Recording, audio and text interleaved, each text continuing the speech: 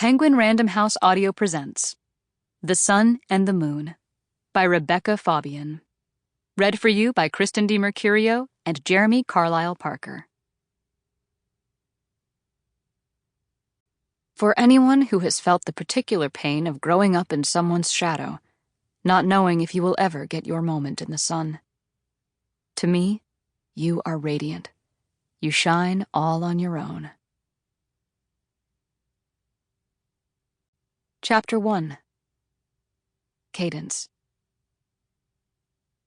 Nature can't be tamed. Neither can a Connolly woman. My mother's reason she would never marry, couldn't hold down a normal job, and didn't volunteer for the PTA. She was a wild thing, untamable, elusive, a wolf in the wilderness, not simply a woman. She wanted me to be just like her. And I wanted to be anything else.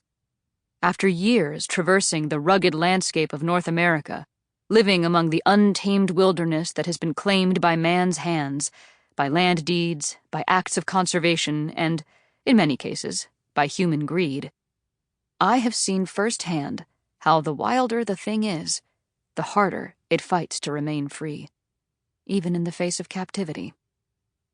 If I am as wild as she always claimed, as wild as her, she really has only herself to blame for how things have turned out.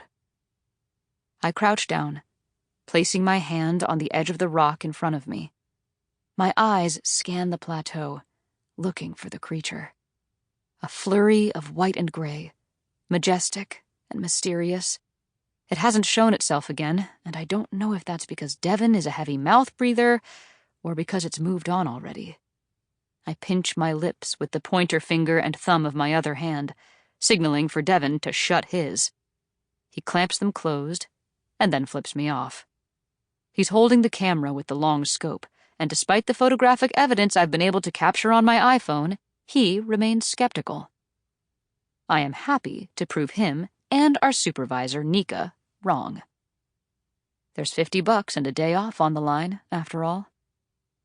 Acadia National Park is home to a vast ecosystem of wildlife, protected within the boundaries of the park as best we can. The main predator to the natural world is human, tourists being some of the most destructive. The rangers created sighting competitions as a way to keep up morale throughout the year and keep eyes focused on the changes in the park that need our attention. I've never won, but this could be my chance. The first snowy owl in October, even though it's September. Which is why, of course, no one believes me. I cite climate change for bringing us a snowstorm that kissed Sargent Mountain with a dusting of white, and might have urged the bird this direction early. Predicting the patterns of nature gets harder every year. My mother would say it's fate that I saw the owl, a sign, a prompt for me to trust my intuition, lean on that still small voice inside. But I don't believe in fate anymore, and I never rely on my intuition, so climate change it is. "You can tell me if you're lying," Devon says. "Don't be ridiculous." I wouldn't lie about this. I wouldn't lie about anything. "Look, it's just convenient that you saw it on your own, is all," Devon says, fiddling with the long-range lens. "And you have an old-ass phone with a shit camera, so the pics are ragged." We're tucked into the tree line, with a good view of the rocky summit where I spotted the owl yesterday while doing a trail inspection. My supervisor, Nika, is encouraging me to start leading tours, giving instructional talks, literally anything more public-facing, because there's room for growth. But I didn't get into this job to be close to people. The opposite, really. I came here to get away from people. "And your jabbering will undoubtedly scare it away," I tell him in a low whisper.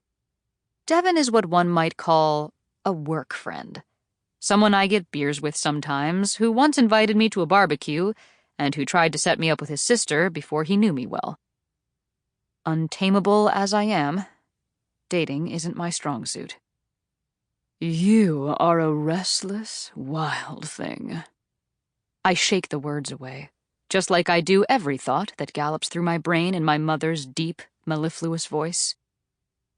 Madame Moira, the enigmatic neighborhood psychic. My mother. My mind conjures an image of her rambling, supposedly haunted two-story craftsman, named Kismet, by her, because all living things should have names, and because it's a place of business, not just a home. The neon sign on the wraparound porch advertises readings for $99.99 an hour.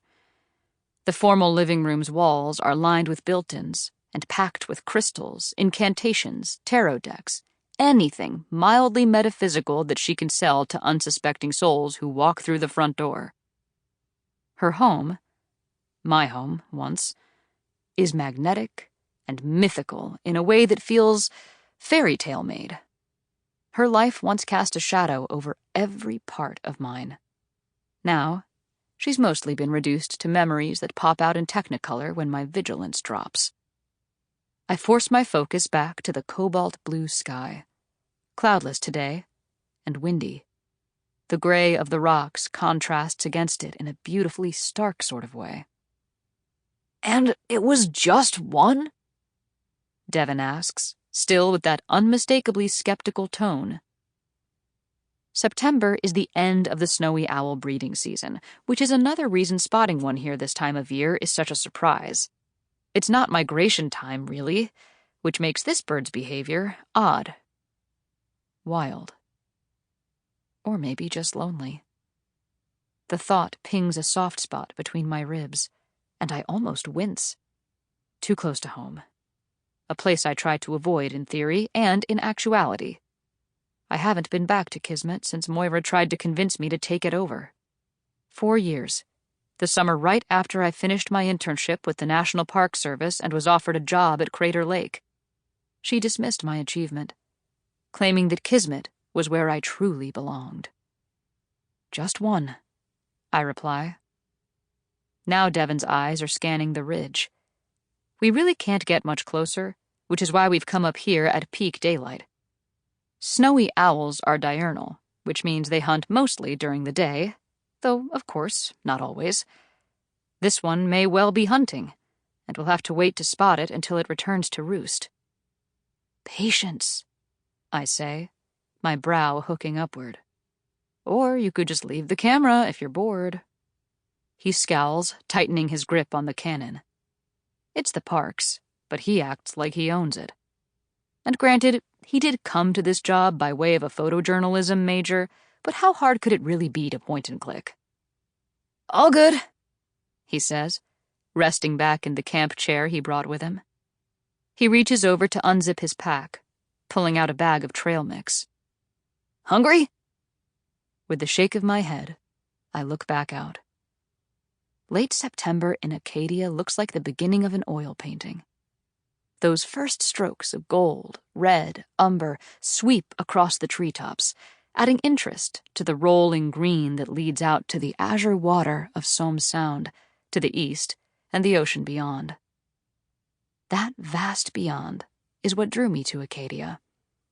It's an island, the farthest north of all our country's national parks, easy to get lost in, despite its small size. College in Chicago wasn't far enough away from the all-seeing eye of Mount Moira. Even though I paid for it myself with student loans and grants and a scholarship or two, even though I didn't ask for anything, not even help with the semi-cross-country move, and even though I promised I'd call often, and did, for a while at least. According to her, I was finding myself. I had always been a searcher, but I would be back when I was ready to face my destiny. In her mind, that meant one day taking over at Kismet, learning to read the cards and the future for the people who came into the shop seeking guidance. Chicago wasn't far enough away. Crater Lake wasn't either. No matter how far I got, I could still feel her eyes on my path, probing, prodding, piercing, pushing me in the direction she wanted me to go, regardless of my adamant refusal. It was only when I went no contact that I started to feel like I could live without looking over my shoulder. Or, okay, not looking over my shoulder every day. Sample complete. Ready to continue?